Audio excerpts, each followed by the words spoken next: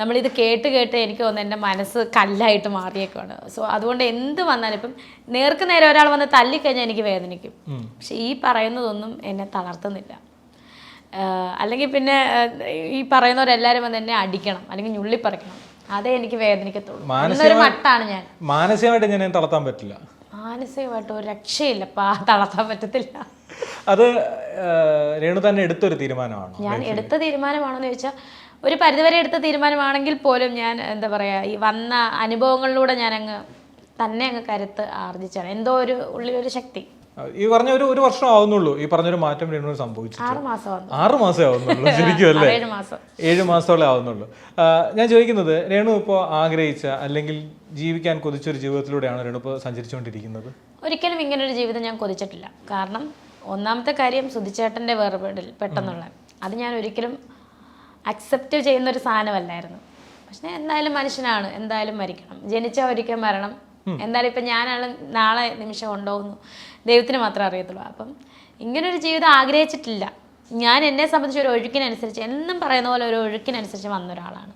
പിന്നെ ഇനി മുന്നോട്ട് പോവുക തന്നെ പറ്റത്തുള്ളൂ. നനഞ്ഞിറങ്ങി ഏതായാലും കുളിച്ച് കയറുക എന്നുള്ളൊരു മട്ടമുണ്ടല്ലോ. സോ അതാണിപ്പോൾ എൻ്റെ ഒരു രീതി. അതാണ് ചോദിക്കുന്നത്, ആഗ്രഹിച്ചൊരു പ്രതീക്ഷിച്ച എന്തായാലും ഓരോ ഈ പറഞ്ഞ പോലെ ആളുകൾ സെലിബ്രിറ്റി ആയിട്ട് ആളുകൾ അറിയപ്പെടുക ഒരിക്കലും ഇല്ല. ഞാൻ അങ്ങനൊന്നും ആഗ്രഹിച്ച ലൈഫല്ല ഇത്. അങ്ങനെ ആഗ്രഹിച്ച ലൈഫല്ല ഇത്. സെലിബ്രിറ്റി ആകണം അങ്ങനെ ആളുകൾ തിരിച്ചറിയണം ഈ പറഞ്ഞ അങ്ങനെ ഒരു ചിന്തയില്ലാത്ത ഒരാൾ. ഒരു 99% മലയാളികൾക്ക് ആഗ്രഹമുള്ള കാര്യമാണ് ഈ പറഞ്ഞ പോലെ അഭിനയിക്കണം എന്നൊക്കെ ഉള്ളത്. അവർ അങ്ങനെ ചിന്തയുണ്ടായിരുന്നു. ഒരുപാട് പേര് അതിനു വേണ്ടിയിട്ട് തന്നെ പ്രയത്നിക്കുന്നു, അഭിനയിക്കണം. ഇത്ര വാതിൽ ഞാൻ കേട്ടിട്ടുണ്ട്.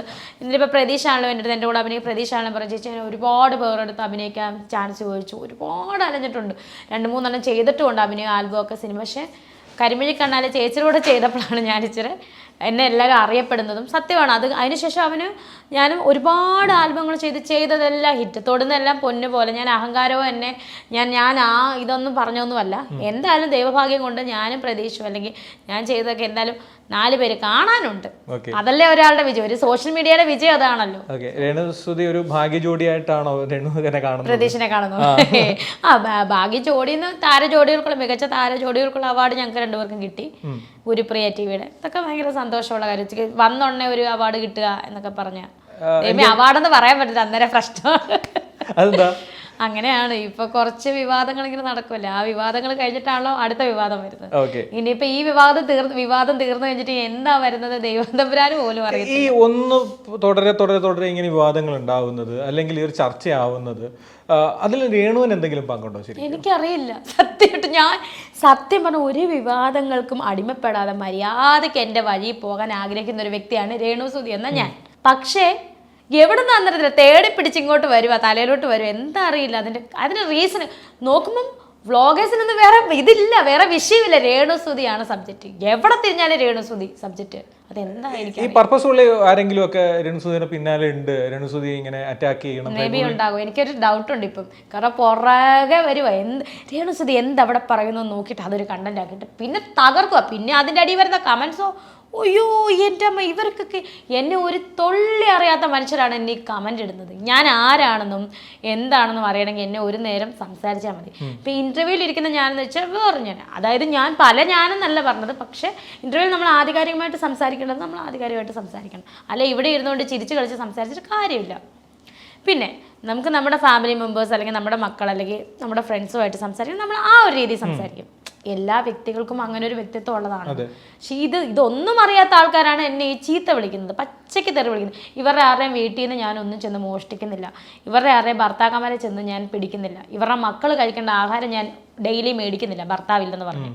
ഒരു ഭർത്താക്കന്മാരെ ഞാൻ പിടിക്കാൻ പോകുന്നില്ല. അങ്ങനെ എന്നെ പച്ചയ്ക്ക് പറയാം.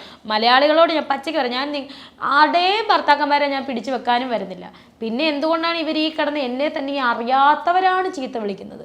ആ ചീത്ത വിളിക്കുന്നവരോട് എന്തായാലും പറയാം. ഇത് തന്നെയാണ് എനിക്ക് പറയാനുള്ളത്. ഞാൻ നിങ്ങളുടെ ആരുടെയും വീട്ടിലോട്ട് വരുന്നില്ല, നിങ്ങളെ ആരെയും ചെന്ന് തോണ്ടിപ്പിടിക്കുന്നില്ല. ഞാൻ എൻ്റെ ഇതിന് ഞങ്ങൾ ജീവിക്കുവാണ്. പക്ഷേ ഞാനൊരു കാര്യം ചോദിച്ചോട്ടെ, ഈ പറയുന്നവരൊക്കെ എന്തായാലും അവരുടെ ലൈഫിൽ ബോധിപ്പിക്കാനുള്ള ഒന്നെങ്കിൽ അവരുടെ അച്ഛൻ, അല്ലെങ്കിൽ അവരുടെ അമ്മ, അല്ലെങ്കിൽ അവരുടെ ഭർത്താവ്, പോട്ടെ കൂടിപ്പോയ അവരുടെ മക്കൾ, ഈ ചുറ്റുവട്ടത്തിലുള്ളവരുടെ അടുത്ത് ബോധിപ്പിച്ചാൽ മതി ഇവരുടെ കാര്യം. ഈ ലോകം മുഴുവനുള്ള ജനങ്ങളോട് ഞാൻ എൻ്റെ എല്ലാ പ്രൈവസിയും അല്ലെങ്കിൽ എൻ്റെ എല്ലാ പ്രശ്നങ്ങളും എൻ്റെ വാക്കുകളല്ലേ ഞാൻ ചെയ്യുന്ന എന്തും ബോധിപ്പിക്കണമെന്നുണ്ടോ? ഞാനും ഒരു വ്യക്തിയല്ലേ ഇവരെ പോലെ. എനിക്ക് എന്താ പ്രത്യേകതയുണ്ടോ? ഒന്നുമില്ല. ഇപ്പൊ സുധിച്ചേട്ടൻ എന്ന് പറയുന്ന ഒരാളിനെ ടോട്ടലി ഡിപ്പെൻഡ് ചെയ്തിട്ടാണ് ഇപ്പൊ വരുന്ന വിവാദങ്ങളാണെങ്കിലും സുധിച്ചേട്ടന്റെ പെറ്റി വീടെടുത്തു അല്ലെങ്കിൽ സുധിച്ചേട്ടന്റെ കാര്യങ്ങളെ കുറിച്ച് അതെ ഞാൻ അപ്പോ ഇത് ടോട്ടലി സുധി എന്ന് പറയുന്ന ഒരാൾ വേറൊരു വ്യക്തിത്വമാണ്, രേണു എന്ന് പറയുന്നത് വേറൊരു വ്യക്തിത്വമാണ്. ഇപ്പൊ എനിക്ക് തോന്നുന്നു സുധിച്ചേട്ടന്റെ പേരിൽ തുടക്ക സമയത്ത് അങ്ങനെ ഒരു ഫെമിലിയാരിറ്റി വന്നത് കൊണ്ടാണോ ഇപ്പൊ രേണുവിന് ഇങ്ങനെയുള്ള ഒരു സുധിച്ചേട്ടന്റെ പേരിൽ ഫെമിലിയാരിറ്റി ആയിട്ട് വന്നല്ലോ, സുധിച്ചേട്ടന്റെ ഭർത്താവല്ലേ. ഇപ്പോഴും ഒരു കാര്യം ചോദിച്ചോട്ടെ, മരിക്കുന്നതിന് മുന്നേ ഞാൻ സുധിച്ചേട്ടൻ ഒരു ദിവസം മുന്നേ ഡിവോഴ്സ് ആയെന്ന് വെച്ചോ, എനിക്ക് ആ പേര് പറയാനുള്ള യോഗ്യത പോലും ഇല്ല. പിടി കിട്ടിയോ ഞാൻ പറഞ്ഞു? മനസ്സിലായി. ആള് മരിക്കുന്നവിടം വരെ അല്ലെങ്കിൽ തലേന്ന് വരെ എൻ്റെ ഭർത്താവായിട്ട് നിയമപരമായിട്ട് കല്യാണം കഴിച്ചൊരു വ്യക്തിയാണ് അദ്ദേഹം. അദ്ദേഹത്തിൻ്റെ വൈഫാണ് ഞാൻ, രണ്ട് കുഞ്ഞുങ്ങളുടെ അമ്മയാണ് ഞാൻ. സോ എനിക്ക് പിന്നെ പറയാൻ അവകാശമില്ലേ പേര്? ആ ഫെയിമിലൂടെ വന്നാന്ന് ഞാൻ പറയുന്നില്ലല്ലോ. ദേ ഓടി വന്നിട്ട് നാട്ടുകാരോട് ഞാൻ കൊല്ല സുധിച്ചേട്ടൻ്റെ വൈഫാണേ വാ വാ ഇന്ന് ഞാൻ പറയുന്നില്ലല്ലോ ആരോടും. ഈ പറയുന്നവർ തന്നെയാണ് ഇത് പറയുന്നത്. ഞാൻ എന്തായാലും സുധിച്ചേട്ടൻ്റെ പേര് ഫെയിം ആകാനും ഒന്നും ആളല്ല. ഞാൻ പറഞ്ഞില്ല, ഞാനൊരു ഒഴുക്കിനനുസരിച്ച് വന്നു. എന്താ പറയുക, നമ്മുടെ ഒരു നെടുന്തൂണായിരിക്കുന്ന ഒരു വ്യക്തി അല്ലെങ്കിൽ ഒരു ഭർത്താവ്, ഒരു പാർട്ട്ണർ, എന്തുവാട്ടെ, ആൾ നമ്മളിൽ നിന്ന് നഷ്ടപ്പെട്ടു പോയാൽ നമ്മൾ പിന്നെ മുന്നോട്ട് എന്ത് ചെയ്യണമെന്നൊരു അന്താളിപ്പ് വരും നമുക്ക് ലൈഫിൽ. എനിക്കും അങ്ങനെ വന്നിരുന്നു. സോ അതിനുശേഷം എന്ത് ചെയ്യണം, കാരണം വീടുണ്ടായിട്ട് കാര്യമില്ല, അല്ലെങ്കിൽ നല്ല ഉടുപ്പുണ്ടായിട്ട് കാര്യമില്ല, വല്ലതും കഴിക്കണ്ടേ, ജോലി തന്നെ വല്ലവരും എത്ര നാൾ കൊണ്ട് തരും, ഫ്രീ ആയിട്ട് കൊണ്ട് തരും. സഹായം ചെയ്തവർ അവർക്ക് കോടി ദൈവം പുണ്യം കൊടുക്കട്ടെ, അവർ ചെയ്ത ഉപകാരങ്ങൾക്കെല്ലാം താങ്ക്സ്. അന്നൊക്കെ നമുക്ക് ഒന്നും ഇല്ലാതെ ഒത്തിരി. അപ്പോൾ അവരൊക്കെ അവർക്കും അവരുടേതായിട്ടുള്ള ലൈഫില്ലേ. എന്ന് സുധിച്ചേട്ടൻ്റെ മക്കളും സുധിച്ചേട്ടൻ്റെ വൈഫ് എന്ന് പറഞ്ഞ് ഇരിക്കാൻ പറ്റുമോ ആർക്കാണെങ്കിലും? അപ്പം സപ്പോസ് എൻ്റെ ഫാമിലി മെമ്പേഴ്സ് ആണ്, അല്ലെങ്കിൽ എൻ്റെ കസിൻസ് ആണെങ്കിലും പുറമേ നിന്നുള്ളവരാണെങ്കിലും പോട്ടെ, സുധിച്ചേട്ടൻ്റെ ആരാധകരാണെങ്കിൽ പോലും സഹായിച്ചിട്ടില്ലെന്നല്ല, സഹായിച്ചിട്ടുണ്ട്. പക്ഷെ അന്നേരം നമുക്കൊരു ജോലി വേണ്ടേ? അങ്ങനെ ചെയ്തപ്പോഴാണ് ഈ അഭിനയം എന്ന മേഖല ഞാൻ അങ്ങോട്ട് കയറി ആക്രമിച്ച് എന്നൊന്നുമല്ല, ഇങ്ങോട്ട് വന്നതാണ്. ഇങ്ങോട്ട് വന്ന തൊഴിൽ ഞാൻ എന്ന് പറഞ്ഞാൽ വലിയ അഭിനേതാവും അല്ല, പഠിച്ച് വരുവാണ്. ഇന്നലെ ഒരു പൂജ ഉണ്ടായിരുന്നു സിനിമേൻ്റെ, പുതിയ സിനിമ. അപ്പം നിതീഷ് കെ നായർ സാറിന് ആണ് ഡയറക്ടറിൻ്റെ നേരത്തെ ഒരു സിനിമ ചേഞ്ച് എന്ന് പറയുന്ന മൂവി കഴിഞ്ഞ 2 മാസം മുന്നേ അഭിനയിച്ചു. അത് അതിൻ്റെ ഓഡിയോ ലോഞ്ചും കൂടാണ്.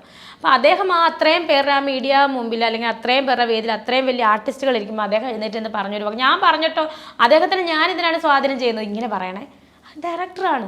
അപ്പൊ അദ്ദേഹം പറഞ്ഞാണ് രേണു സുധി അഭിനയിക്കത്തില്ല എന്ന് പലരും പറയുന്നു. രേണു സുധി ആ ഒരു ടേക്കിൽ ആ ചേഞ്ച് എന്ന് പറഞ്ഞ വളരെ മനോഹരമായ ഒരു മൂവിയാണ്. അതിനകത്ത് നല്ലൊരു ക്യാരക്ടർ വേഷമാണ് ഞാൻ ചെയ്തത്. സിനിമ നായിക വേഷമല്ല എങ്കിൽ പോലും നല്ലൊരു ക്യാരക്ടർ വേഷം ചെയ്തെങ്കിൽ ആ ഒരു അത്രയും ക്യാമറയ്ക്ക് മുന്നിൽ നിൽക്കണമെങ്കിൽ ഒരു കഴിവ് വേണ്ടേ? വെറുതെ ഉള്ളവരെ കൊണ്ട് ക്യാമറയ്ക്ക് മുന്നിൽ നിർത്തി അവരെന്നാ കാണിക്കും? അപ്പം അദ്ദേഹം പറഞ്ഞത് ഈ എല്ലാവരും രേണു സുധിയെ കുറ്റം പറയുന്നല്ലോ, ഞാൻ ആ സ്ക്രീനിന് പുറകെ ഇരുന്ന് അല്ലെങ്കിൽ സ്ക്രീനിന് മുമ്പിൽ ഇരുന്ന് കാണുന്ന രേണു സുധി ആ ഒരു ക്യാരക്ടറാണ് ചെയ്തത്, അവർ നന്നായിട്ട് ചെയ്തു. ഞാനല്ല പറഞ്ഞത്, ഞാൻ അദ്ദേഹത്തിന് പൈസ കൊടുത്ത് പറയിപ്പിച്ചല്ല. അപ്പം ഈ അഭിനയം എന്ന് പറയുന്ന ജോലി എനിക്ക് വന്നത് ജോലിയായിട്ട് ഞാൻ തിരഞ്ഞെടുത്തെങ്കിലും ഞാൻ ഇപ്പോൾ അതെൻ്റെ പാഷനും കൂടെയാണ്. ഞാൻ അഭിനയിച്ച് നന്നായിട്ട് ശ്രമിക്കുന്നുണ്ട്, അഭിനയിച്ച് നന്നായിട്ട് വരാൻ പിന്നെയും കുറ്റം പറയുന്ന ആൾക്കാർ കുറ്റം പറഞ്ഞുകൊണ്ടിരിക്കും.